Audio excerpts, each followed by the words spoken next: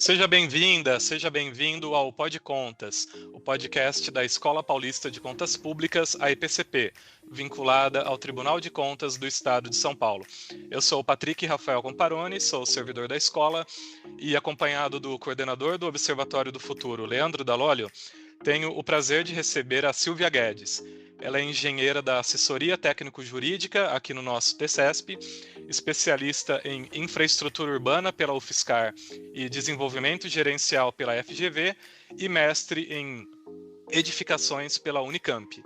A nossa convidada vai falar conosco sobre obras e serviços de engenharia, tema inclusive de um manual lançado neste ano pelo Tribunal de Contas do Estado de São Paulo, o qual contou com a coordenação e elaboração da Silvia, além da participação de outros servidores do tribunal nessa elaboração. Eu faço questão aqui de mencioná-los: o Augusto Gomes Yoshida, o Felipe Lazera Cardoso e o Matheus Francisco Tostes Calvo. Silvia, seja bem-vinda e obrigado por gravar o Pod Contas. Oi, Patrick, obrigada. Eu que agradeço a oportunidade. Esse manual trouxe muita felicidade para a gente, né? Muito esforço na produção, lógico, né? Que foi sem prejuízo do nosso trabalho do dia a dia, mas por ser um trabalho pioneiro no nosso tribunal, né? E por tratar também de um assunto novo, que é a nova lei de licitações, eu acho que ficou um material bem completo e que a gente espera mesmo que seja de muita valia para todo mundo que atua com obra pública, né? Não só na fiscalização, na auditoria, que é o nosso trabalho no tribunal, mas também na contratação, né, que é o grande propósito aí dos nossos jurisdicionados. E, mais uma vez, eu aproveito também a oportunidade para agradecer a participação dos meus colegas, que você citou, o Augusto, o Felipe e o Matheus, que foram muito dedicados e são muito competentes. Legal, Silvio. Acho que o podcast ele vem para contribuir também com as orientações que já constam do manual, e vai ser mais uma oportunidade para a gente continuar levando orientação sobre esse tema, como você tem levado em diversas palestras aqui pelo tribunal, né? Leandro, tudo certo por aí? Já passo para você começar a nossa conversa. Tudo certo, sim, Patrick. Aproveito para te cumprimentar, para cumprimentar também a Silvia. E assim, mesmo com essa qualificação tão extensa que você trouxe dela, só faltou mencionar uma coisa que eu gostaria de acrescentar a esse currículo, que a Silvia também ela é integrante do Observatório do Futuro, inclusive uma integrante super ativa e que tem contribuído muito aí para as iniciativas que o Observatório tem desenvolvido, que eu já aproveito para agradecer também a Silvia por meio desse podcast. E assim, agora para a gente ir entrando no nosso assunto, eu gostaria que a Silvia ela iniciasse destacando as disposições da nova Lei de Licitações e Contratos sobre obras e serviços de engenharia, que considera assim de maior relevância para que os agentes públicos eles se atentem. Oi, Leandro, obrigada aí da parceria, na verdade, que a gente tem no Observatório, né? E você como um líder super importante do nosso tribunal. A nova lei, ela é bem mais robusta, né, que a 8666, ela trouxe muitas possibilidades, arranjos de contratação novos para os gestores, mas, ao mesmo tempo, ela também foi mais exigente no que se refere à justificativa pelas opções todas que a gente tem num edital e num contrato. No manual a gente buscou abordar esses assuntos técnicos que a gente entende como os mais importantes, né? A gente vê muitos manuais, muitos trabalhos produzidos assim com um enfoque mais jurídico, super necessário, lógico, mas a gente buscou pegar os pontos de engenharia e esmiuçar um pouco mais no tribunal. E nessa produção a gente percebeu que uma coisa assim que o gestor, que o ente sempre tem que ter em mente são os princípios que a gente tem lá no artigo 5º e os objetivos que foram elencados no artigo 11. Então, em relação às obras, sempre tem que analisar se os projetos, se os editais estão conduzindo diretamente ao atingimento dos princípios, né? Principalmente de eficiência, interesse público com a entrega do bem, planejamento, que é do início à entrega da obra, a gente tem o planejamento sempre presente. A motivação, a eficácia, né, que vai conduzir à utilização daquela obra, porque ela foi pensada para aquela necessidade da população. Economicidade, lógico, e aí a gente pode pensar a economicidade já atrelada a um conceito também de qualidade, né? Não adianta ter uma obra barata e não pensou no ciclo de vida da obra e depois você ter uma manutenção super cara, porque no final das contas a economicidade não vai ter sido observada. Em relação ao planejamento, né, a lei deixa claro a preocupação da obtenção do resultado dessa contratação, evitar sobrepreço. Então, a lei também já traz para obras a indicação de quais as fontes que devem ser utilizadas para os preços, o estabelecimento, né, da governança nas contratações de forma geral, a gente pensar no desenvolvimento da administração como um todo. É óbvio que o tribunal é ciente da condição de estrutura muitas vezes precária dos municípios, né? E por isso que a gente busca fazer tantas ações assim de capacitação e fomentar a formação de consórcios intermunicipais, em que esses esforços possam ser praticados em conjunto, né? Para resultados mais eficazes. Na lei, então, é muito importante ter consciência desses aspectos e também do planejamento, que na parte técnica ele se traduz nos documentos que vão ser utilizados para contratar. Então, o estudo técnico preliminar, o projeto básico, o termo de referência, né, quando a gente estiver tratando de um serviço de engenharia.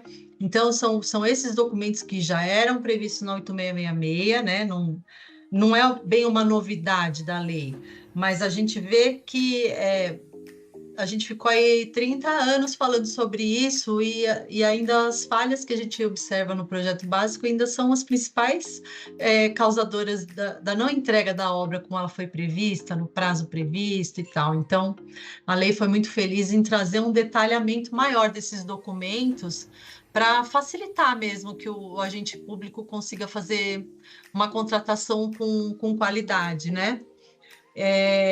Outro aspecto importante assim são as novidades, né? Enquanto o diálogo competitivo acaba tendo uma aplicação mais restrita, né? Apesar de bem interessante, a gente tem também contratos de eficiência, contratos de remuneração variável, que podem trazer aí, um modelo de contrato, além de eficiente, mais econômico para a administração, né? Então, pensando não só nos gastos, como também no que tem que entregar para a população.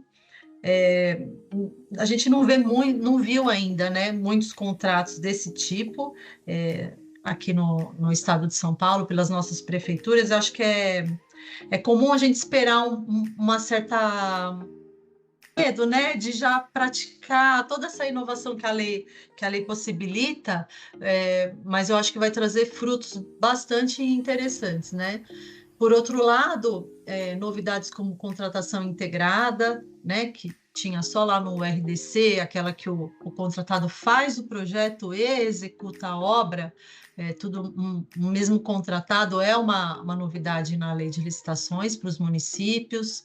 O registro de preços para as obras também é uma novidade, então são previsões que não existiam na lei anterior, né? Registro de preço para obras, por exemplo, nem era permitido pela nossa jurisprudência, mas são institutos que podem ser utilizados, lógico, desde que observado todas as restrições da lei, né, impostas pela lei, e o planejamento adequado também, porque ao mesmo tempo em que o gestor ele tem esses novos arranjos possíveis, ele também tem uma necessidade de uma motivação maior, de uma prestação de contas, de transparência, de treinamento de suas equipes, também que é bem maior.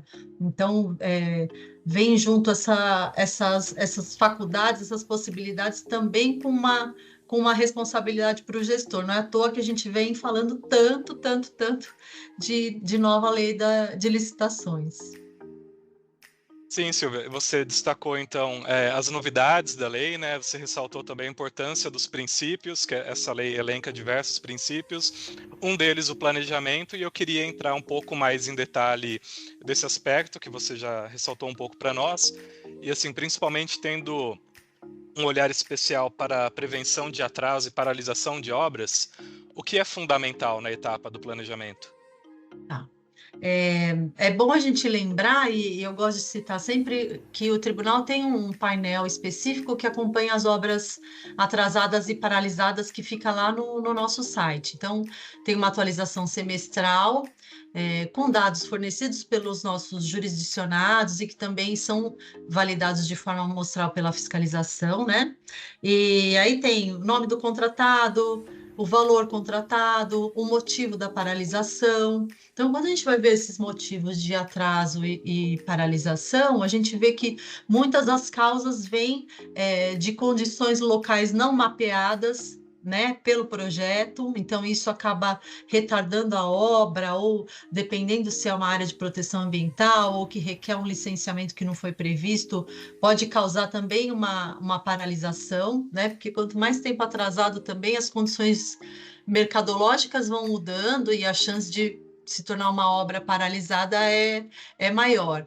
Então, essa questão do planejamento de se perder tempo, né, com a elaboração de bons projetos antes de licitar é fundamental. A gente vê, às vezes, né, na pressa, né, ou do administrador em contratar logo, porque, enfim, já quer inaugurar a obra no mandato dele, ou porque chegou um recurso, eu preciso usar esse recurso logo antes né, que eu não consigo usar mais, acabam sendo licitados projetos que não são completos, não são adequados. Né, e esse risco de atraso, de não entrega da obra, aumenta consideravelmente. No nosso painel atual, agora, que está divulgado no site, tem 734 obras paralisadas, né, entre obras municipais, com recurso municipal, e obras também do governo do estado. Total dos contratos, 31 bilhões, né? O valor contratado. Desse valor contratado que já foi empregado nessas obras, tem 15 bilhões. Então, a gente tem 15 bilhões em obras paradas, né? 15 bilhões que estão atualmente jogados pelo ralo. E são obras de infraestrutura, de saneamento, de saúde, na área da educação, na área de transporte. Então, a gente não pode ter um dinheiro desse parado, né? Outra questão também ligada ao planejamento que atrasa bastante as obras, que é uma realidade aí, principalmente dos nossos municípios, é a questão orçamentária. E aí a gente divide ela em duas, né? Tem tanto a falta de gestão de recursos próprios. Então, mesmo a gente pensando que tem as leis orçamentárias, né, que ajudam a dar esse planejamento de alocação desse recurso, a gente vê que muitas vezes as prefeituras acabam ficando sem o recurso necessário para fazer um pagamento tempestivo desse contratado, né? Vamos pensar numa prefeitura pequena, uma obra pequena, muitas vezes a construtora também é uma construtora de um porte menor, então ela tem menos capital de giro, ela já tem que ficar, né? Já tem um delay ali entre ela fazer o serviço e receber da prefeitura, né? A gente tem uma burocracia ali dentro da nossa estrutura municipal. E aí, se além disso ainda tiver problemas de transferência de recursos pela prefeitura, né? Extra essa burocracia, aí realmente não tem como as pequenas empresas darem cabo nas obras. E aí, com o plano de contratações anual, a lei também já traz mais um instrumento que vai ajudar a garantir que esse recurso fique alocado à obra e diminua esse problema, né? E tem também a questão a questão orçamentária, causada por problemas na transferência de recursos, quando a gente tem obras financiadas por convênios. Então, o Estado transfere recursos para os municípios, o governo federal transfere recursos para o município. Muitos municípios, é daí que vem o recurso que eles têm para aplicar em obra, né? Não tem um orçamento, assim, que seja suficiente, mas aí tem toda uma burocracia envolvida que a própria equipe da prefeitura não está preparada para lidar com aquilo. Então, só nessa demora de lidar com essa burocracia também tem atraso, ou de não fornecer a documentação de forma tempestiva, né, para o órgão repassador dos recursos, e aí causa aqueles mesmos problemas que eu citei da empresa ficar sem o capital de giro. Então tem essa questão, né, da gente ter que ter bons projetos, tem que ter o recurso suficiente, né, para o pagamento daquela obra, e tem que ter um edital bom também. Se a gente for pensar que é no edital que você vai selecionar o parceiro,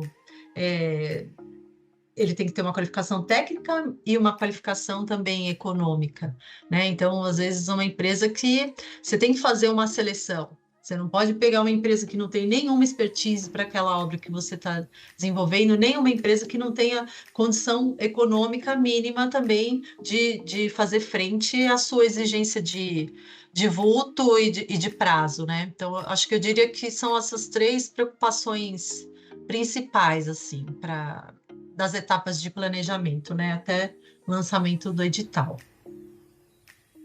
Você estava falando sobre planejamento e me lembrou uma frase que diz assim que ninguém planeja fracassar, mas muitos fracassam por não planejarem. Então é fundamental essa etapa de planejamento que a nova lei de licitações e contratos, ela de fato deixou mais robusta. E na sua fala, você falou muito assim sobre algumas questões de riscos relacionadas ao licenciamento ambiental, relacionadas à liquidez, né, dos fornecedores, das pessoas contratadas pela administração pública. Então, eu gostaria de pedir que você pudesse dar algumas orientações à nossa audiência sobre a matriz de risco. Ah, legal. Eu acho que a matriz de risco é um instrumento bem importante, assim, que ele pode ser usado na fase do planejamento da contratação, né? Fazer um mapeamento de risco macro, né? Que pode ser feito da instituição, daquela área que vai contratar, daquele projeto. E também tem a matriz de risco que é particular de determinado contrato. Então, que vai ali mapear o equilíbrio econômico-financeiro dentro, né, da relação contratado e contratante. Então, na lei, a definição que tem de matriz de risco é de cláusula contratual que define os riscos de responsabilidade entre as partes. Então, para cada risco vai ser definida se a responsabilidade é de uma parte, ou é de outra, ou é de ambas, né, caracterizando esse equilíbrio econômico-financeiro que deve ser mantido. Então, tem que ter, no mínimo, ali, os eventos que podem ocorrer no pós-contrato, né, que vão impactar esse equilíbrio. Por que no pós-contrato? Porque no pré-contrato, se eu já mapeei um risco, esse risco já tem que estar precificado. Esse risco já tem que estar transferido para o meu contrato, para a gente não ter uma assimetria de informação que a gente chama entre as partes, né? Que só uma das partes consegue identificar o risco e consegue jogar ou não jogar isso no seu preço, né? E isso acaba gerando problemas posteriores, porque a outra parte vai se ver em prejuízo, que vai ter, né, ocorrer talvez um reequilíbrio.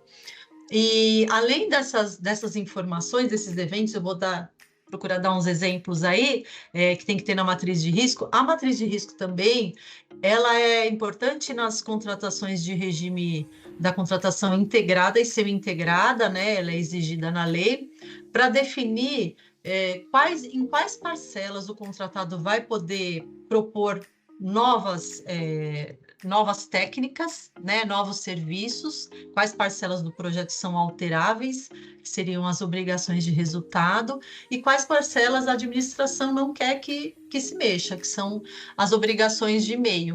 Então, se vai fazer uma obra num regime da semi-integrada, por exemplo, a administração licita um projeto básico completo, mas ela fala assim, olha, para garantir aqui, eu quero um sistema de uso sustentável da água, de reaproveitamento da água.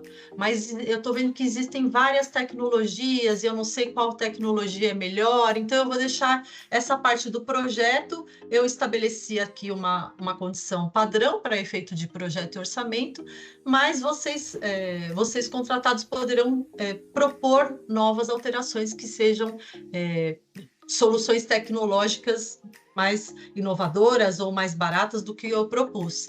Então, isso estaria lá já definido também na matriz de risco.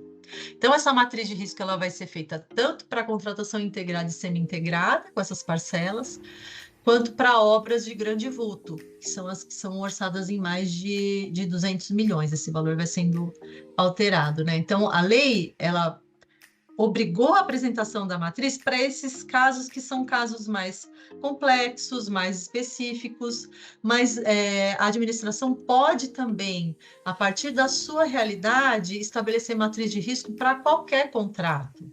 Na verdade, é difícil, né? Você estimar quais os riscos que podem ocorrer. Lógico que não é uma lista exaustiva, mas é um exercício que demanda um conhecimento profundo do objeto, conhecimento técnico mesmo, né? Do objeto e daquele mercado também. Mas, quanto mais você conseguir mapear o risco, mais segura vai ser a sua contratação e mais transparente para as partes.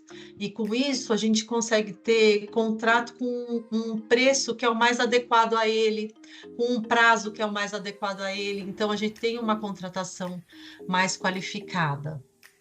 Então, para título de exemplo, né, no pós-contrato, o que eu posso ter de risco que pode ocorrer e que eu vou mapear na minha matriz? Você pode ter greve dos funcionários, por exemplo, de uma obra. E aí, quem que tem que gerenciar? Quem pode gerenciar com mais propriedade? O contratado. Então, você aloca esse risco ao contratado, porque vai ser mais fácil dele minimizar esse risco ou dele corrigir as falhas decorrentes, né? Você pode ter falta de determinado material no mercado, você pode ter atrasos no licenciamento ambiental. Aí depende se esse licenciamento ele foi atribuído ao contratado, né, o que a lei hoje permite ou não, se é a administração que vai proporcionar pelo menos aquelas etapas iniciais da licença ambiental, licença prévia. Então, você tem que conhecer bem o objeto. Por exemplo, para uma área de saneamento, você já sabe que o licenciamento ambiental vai ser crítico, vai ser sensível. Então, é um mapeamento que você tem que se dedicar um pouco mais, né? E aí verificar qual das partes tem mais condição para lidar com esse risco, porque no final o que a gente busca é que o contrato seja finalizado e que seja entregue à obra, né? E uma coisa importante também da matriz é estabelecer um nível um nível de classificação desse risco. Então, dependendo do impacto no contrato e da probabilidade dele ocorrer, aí você vai definir se é um risco baixo, se é um risco médio ou se é um risco alto, né? Então, uma greve dos profissionais que trabalham na obra. Qual a probabilidade de ocorrer? Eu entendo que a probabilidade para esse tipo de obra é baixo. Ok, mas se ocorrer, qual é o impacto no prazo da obra? O impacto é alto. Então, assim, você vai mensurando o tipo de risco, né? E importante ter na matriz também esse mapeamento dos danos causados pelo risco, né? E de ações preventivas e depois de ações corretivas. Então, é como se já tivesse um plano de ataque para esses riscos que podem ocorrer, né? Então, você vê que é um documento importante no planejamento, porque ajuda que o meu contrato seja executado da forma que eu pensei, né? Acho que planejar é isso, é você pensar no seu objeto, e aí você pensa como deve ser feito e como garantir que ele ocorra, né? Minimizando aí as questões de risco que podem ocorrer. Silvia, muito legal, e como você colocou, a matriz de risco ela nem sempre é obrigatória, mas a sua fala mostra para nós como ela é importante, e eu acho que a gente tem uma dimensão dessa importância quando a gente lembra também do volume financeiro atrelado, por exemplo, às obras paralisadas, né, que a gente pode ver no painel que você mencionou mais no começo da nossa conversa, que é coisa da casa de bilhões, né? E agora eu penso que alterações contratuais é um outro tema que pode impactar a entrega da obra ou do serviço. E queria te perguntar o que você destacaria sobre esse assunto das alterações contratuais. Vamos pensar aí, então, em aditivos que podem ser de prazo ou de alteração da planilha de serviços, ou de ambos, né? Porque muitas vezes você tem que alterar os serviços e não tem como você não alterar o prazo, porque uma alteração de serviço, ela demanda uma alteração de projeto, né? E o contratado tem que parar o projeto para fazer essa consignação dessas alterações. Então, a gente tem que ter um projeto bem elaborado, completo. A gente já fala aí no tribunal, a gente tem uma vasta jurisprudência, né, falando de falhas no projeto básico, do que tem que estar contemplado no projeto básico, e a lei trouxe até um rol um pouquinho mais detalhado, que se aplica, acho que mais até a obras de edificações, mas a gente tem também documentos de referência, como as orientações técnicas produzidas pelo IBRAOP, que ajudam bastante nessa orientação do que deve ter um projeto, né, para os entes poderem se organizar melhor. E aí, esse projeto, quanto mais completo possível, né, ele vai minimizar aí a ocorrência desses aditivos. Mas pensando que um projeto não é... A gente não pode pensar que um projeto é 100% completo, né? É difícil você ter uma bola de cristal que vai te levar à condução da obra da forma exata como foi pensado. Mas hoje a gente já tem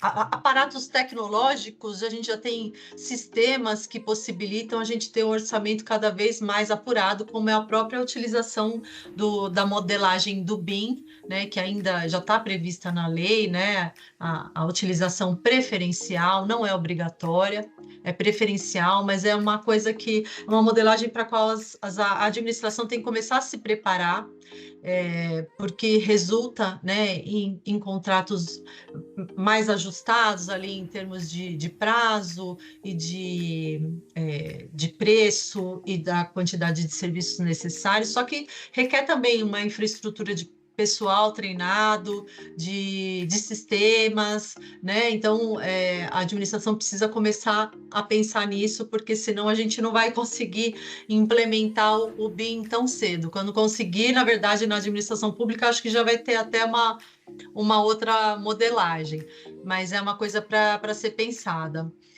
Outra questão é uma preocupação que tem que ser feita em relação aos cronogramas também, porque muitas vezes aparecem aditivos para a gente analisar aqui no tribunal, e você vê que assim teve que ter uma prorrogação de prazo, mas quando você vê o cronograma licitado, era um prazo que realmente não era factível, né? Então, parece que é uma irregularidade, né? Uma falha de planejamento. Nossa, vou demorar o dobro do que foi previsto no edital. Mas, na verdade, o edital previu um prazo muito curto. Lógico que o mercado poderia ter sinalizado isso, né? Poderia ter feito uma impugnação, poderia ter questionado o gestor, poderia ter trazido a questão para um exame prévio do Tribunal de Contas, mas às vezes também o mercado quer mais pegar a obra e mais para frente ver, e depois a gente faz um aditivo, enfim. Então a administração tem que ter essa preocupação também de não fazer o cronograma tem que atender ao projeto, tem que atender ao que é tecnicamente exigido. Não tem que atender a um programa de governo, né? Digamos assim, o cara, eu quero inaugurar no meu mandato, né? Eu quero que a obra saia com meu nome. Enfim, aí acaba não dando certo, porque não dá tempo de fazer nesse prazo. Então, isso é uma questão importante. Não parece que nesse caso seria tão ruim, né? Você fala assim, tudo bem, vai. era para ser mesmo em 1 ano, constou 6 meses, agora a gente prorroga mais 6, ok. Só que se a gente tem que pensar também que na licitação pode ter ocorrido de empresas não terem participado da licitação, porque ela não tinha uma operacionalidade para atender aquele prazo. Né? Então, eu posso ter empresas que foram afastadas da licitação, que poderiam ser igualmente capazes e poderiam fornecer um preço até menor, né, do que eu contratei. Só que a empresa falou assim: não, com a carteira de obras que eu tenho rodando agora, eu não consigo fazer essa obra para a prefeitura em 6 meses, mas em 1 ano ela faria. Então, existe aí um impacto que a gente não consegue nem mensurar na economicidade, né? Então, é por isso que é importante a gente ter essa elaboração completa, assim, né, o mais completa possível de projeto e de cronograma também. Muito legal essa forma de pensar no cronograma que você traz, e de como que um cronograma mal previsto ele pode afastar até bons candidatos, né, para executar a obra. E agora, sim, mais uma vez pensando em evitar atraso e paralisação de obras, quais são as recomendações para o acompanhamento da execução contratual? Ah, legal. Aí, quando a gente já está falando da execução, a gente já está falando no pós-contrato, né? Então, vamos considerar que o projeto licitado foi ok, o edital selecionou bem o meu contratado, então comecei a obra. Eu acho essencial para esse acompanhamento a gente ter definições bem claras, né, do fiscal e do gestor do contrato. E não só uma definição pro forma, né? Que sejam profissionais que realmente sejam capacitados para essa função que eles vão exercer, que eles tenham uma carteira razoável de obras ali sob a sua responsabilidade também, né? Não adianta ter um super engenheiro como fiscal da obra e foi designado e ok, ele vai exercer bem essas atividades, mas ele tem uma carteira de 30 obras para fiscalizar no mês. Então, dificilmente esse serviço vai ser bem realizado. Né? Aí o fiscal, lembrando que é o fiscal que vai acompanhar tecnicamente a execução. Então, ele tem que conhecer o projeto, ele tem que conhecer os prazos, ele tem que conhecer os materiais. Então, de preferência, esse fiscal tem que ser um profissional que sabe o que está fazendo. Né? Não adianta eu pegar um servidor lá da minha prefeitura que é dentista e pedir para ele fiscalizar uma obra. Né? Não vai ter como ele garantir qualidade e quantidade na obra, simplesmente porque ele não tem aquela capacidade. Então, para isso também que a lei prevê a possibilidade de contratação, né, de empresas para auxiliar esse fiscal. A responsabilidade é sempre da administração, é sempre do fiscal, mas eu posso ter um auxílio técnico de uma outra empresa. Né? Então, o fiscal vai atestar as medições, ele vai fazer um meio de campo com o contratado, ele auxilia em questões técnicas. É uma pessoa que tem que estar sempre na obra, né? E não pegar uma medição e pôr uma rubrica lá, mesmo porque ele pode ser depois responsabilizado. E o gestor, diferente do fiscal, ele vai ser o responsável pelo gerenciamento do contrato, né? Como se fosse um gerenciamento administrativo e o fiscal fosse o gerenciamento técnico. Então, o gestor ele vai verificar se está cumprindo as cláusulas contratuais, né? Se ele de prazos, das obrigações, de repente de reajuste, de documentação dos empregados, então de recolhimento de tributos, essas coisas. Então, a atuação desses dois profissionais assim é muito importante para a gente garantir a execução, né? A execução dentro do prazo previsto para as obras, porque são eles também que vão atuar na fase de responsabilização desse contratado. Então, a aplicação de penalidades, muitas vezes a gente vê aqui no tribunal uma inércia muito grande da administração em aplicar penalidade. Lógico que também você ficar dando murro ali em ponta de faca ali contratado, ele é um parceiro seu, né? Quanto mais parceiro ele for da administração, melhor. Então, se começar ali muito embate, é capaz que piore a situação. mas muitas vezes passa um tempo assim absurdo e a empresa não é penalizada, ou a empresa abandona a obra e também a prefeitura demora demais para executar as garantias. Então, tudo isso pode causar uma responsabilização na pessoa do gestor e do fiscal, né, da administração também. Então, não só pensando nisso, pensando, lógico, na qualidade da obra e no prazo, mas é importante que esses dois profissionais atuem em conjunto e que sejam capacitados para isso. Perfeito, Silvia. A gente poderia ficar muito tempo falando ainda sobre esse assunto, mas para finalizar, gostaria de fazer uma última pergunta, que inclusive ela tem relação direta com 2 objetivos de desenvolvimento sustentável. Tanto o objetivo de número 11, que fala sobre cidades e comunidades sustentáveis, como o de número 12, que fala sobre consumo e produção responsáveis. Basicamente, eles estão tratando de algo fundamental, que é a gestão dos resíduos produzidos pelas pessoas. Então, nesse sentido, eu gostaria que você falasse um pouquinho especificamente sobre o gerenciamento dos resíduos da construção civil. Joia. É um assunto muito importante, né? A gente lá no observatório tá sempre ligado em tudo que se relaciona ao desenvolvimento sustentável, e ele aparece nos princípios e nos objetivos da lei, né? Em relação às obras públicas, acho que o principal, né, a sustentabilidade está ligada direto tanto no uso racional dos insumos, né? Então, desde a minha opção pela minha metodologia de contratação, qual é o material que eu vou usar na minha obra.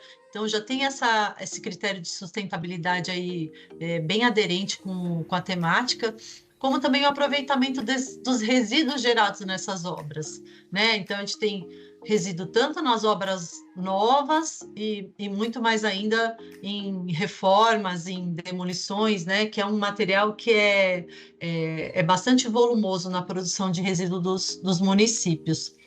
No nível municipal, tem a resolução CONAMA 307, ele exige, né, que o município elabore o Plano Municipal de Gestão de Resíduos da Construção Civil. A gente fala disso lá no manual. E aqui na nossa análise que a gente faz na assessoria técnica das licitações, a gente vê que muitos municípios não elaboraram esse plano ainda, apesar de já estar previsto aí há muito tempo nessa resolução do CONAMA. E é um plano, né, como qualquer outro instrumento de planejamento, que ele traça diretrizes para o gerenciamento desses resíduos. Então, tanto para os grandes geradores, que aí são as construtoras, então os municípios têm que ter esse papel fiscalizador, né, de como está sendo tratado esse resíduo dentro do seu município. O plano define também a área, né, que vai ser utilizada para a triagem desses materiais de pequenas obras, então da obra que você faz lá da reforma na sua casa. Proibição de descarte em áreas não autorizadas. Todo município tem uma área de descarte legal de material de construção civil, né? Uma área, um ponto viciado, que a gente chama, normalmente até mapeado pelo município, né? O que parece ser absurdo, porque já sabe que é lá que o pessoal leva o material. Então, pelo amor de Deus, instala um ecoponto nesse local. Está obviamente precisando disso, né? Então, a gente tem esse problema grave de disposição inadequada. É muito importante que o município elabore esses planos, né, que faça uma fiscalização mais ostensiva, que a gente sabe que aí é uma atividade que é um pouco mais difícil, mas enfim, a partir do planejamento dos municípios nesse plano e da inclusão também desse reaproveitamento, o beneficiamento desses resíduos dentro de contratos específicos, né? Então, a partir do momento em que eu tenho ecopontos espalhados pelo município para receber esses resíduos, eu tenho o beneficiamento, então eu pego esse resíduo, eu transformo ele num material que pode ser reaproveitado em várias obras. Então, você começa a gerir esse resíduo e minimizar muito o impacto dele, né? Hoje a gente tem muitos materiais que podem ser produzidos com esses resíduos, né, que são britados. Você pode fazer calçada, guia, banco de praça, muretas, assim, inúmeros elementos aplicados pelo município, que vai ter uma economia em insumo, né? E ao mesmo tempo vai evitar de dispor isso na natureza.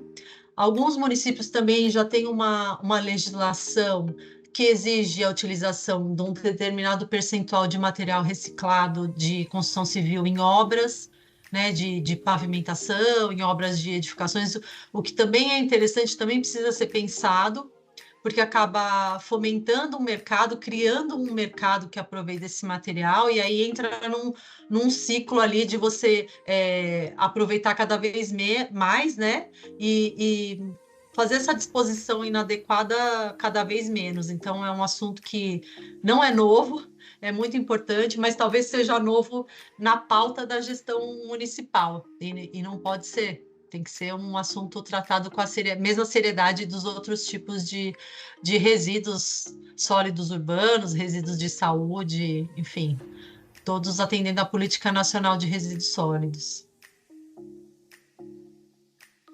Maravilha, Silvia. Muito obrigado por ter separado esse tempinho para conversar aqui conosco.